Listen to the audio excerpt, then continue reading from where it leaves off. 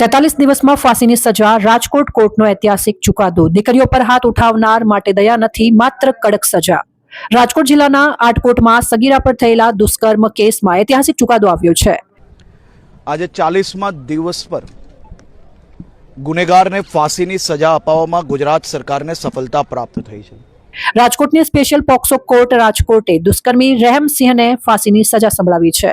આ કેસમાં 11 દિવસમાં ચાર્જશીટ દાખલ કરવામાં આવી હતી. ડે ટુ ડે ટ્રાયલ બાદ માત્ર 43મા દિવસે આરોપીને ફાંસીની સજા ફટકારવામાં આવી, જે ન્યાય પ્રણાલીની ઝડપી અને કડક કાર્યવાહી દર્શાવે છે. ચુકાદા બાદ રાજ્યના નાયબ મુખ્યમંત્રી હર્ષભાઈ સંઘવીએ નિવેદન આપ્યું. તેમણે જણાવ્યું કે દીકરીઓ પર અત્યાચાર કરનાર માટે કોઈ દયા નથી અને આવા ગુનાઓમાં કડકતમ સજા જ યોગ્ય છે. આ કડક ચુકાદાથી પીડિત પરિવારને ન્યાય મળ્યો હોવાનો ભાવ વ્યક્ત થયો છે અને રાજ્યભરમાં આ નિર્ણયની ચર્ચા ચાલી રહી છે. જોતા રહો સેન્ટ્રલ ભારત ન્યૂઝ બ્યુરો.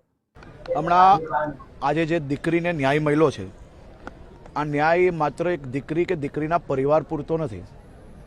રાજ્યની બધી માતાઓ બહેનો માટે ખાસ કરીને આજે ખૂબ સંતોષ મનમાં હશે, આ બધી જ માતાઓના મનમાં, કે માત્ર 40 દિવસની અંદર ન્યાય અપાવ્યો અને એ બી રાજ્ય સરકાર દ્વારા ગંભીરતાપૂર્વક ડે ટુ ડે કામગીરીને ફોલોઅપ કરી અને આ ન્યાય આજે પ્રાપ્ત થયો છે.